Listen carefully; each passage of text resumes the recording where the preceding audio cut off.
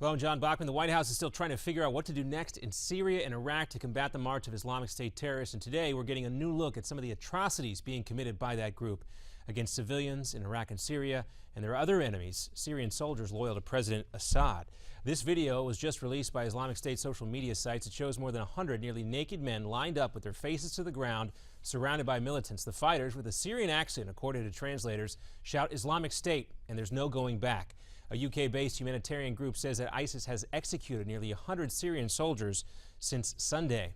Well, the White House press briefing has been delayed until 4 o'clock today. We hope to get an update on what's next for the campaign against ISIS. Meantime, some outlets are reporting about the prospects of what could happen. Quote, President Obama wants to decide whether or not his war in Iraq against Islamic State will expand to the group's haven in eastern Syria, but nearly everything is in flux. That according to Josh Rogan at the Daily Beast. And earlier today, a State Department spokeswoman tweeted that Secretary of State John Kerry has been participating in President Obama's National Security Council meeting today. Also, Kentucky Senator and potential presidential candidate Rand Paul is criticizing the White House for not doing enough. He's also blasting former Secretary of State Hillary Clinton for wanting to do too much. In a new op-ed piece, Rand Paul writes, but we should recognize how regime change in Syria could have helped and emboldened the Islamic State. While no one in the West supports Assad, replacing him with ISIS would be a disaster. Our Middle Eastern policy is unhinged, flailing about to see what act against next with little thought to the consequences. This is not a foreign policy. But no one in the administration should have been surprised by ISIS's rise. This is because a new report from the U.S. Military Academy at West Point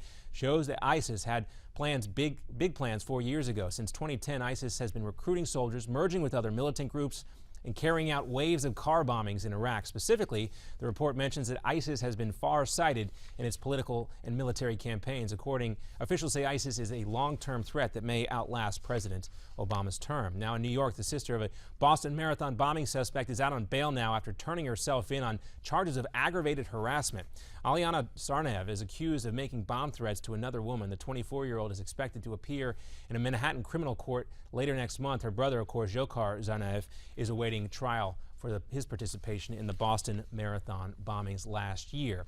And today, Joan Rivers was rushed to a New York hospital after she stopped breathing during surgery on her vocal cords. That according to 2 unnamed police officers. Those officials spoke on the condition of anonymity because they weren't authorized to name the person transported to Mount Sinai Hospital this morning. The comedian's condition wasn't immediately known. A hospital spokesman declined to comment. Neither did Rivers' publicist or her daughter. We'll have more ahead here in 30 minutes. Now back to the Steve Malzberg Show live from New York.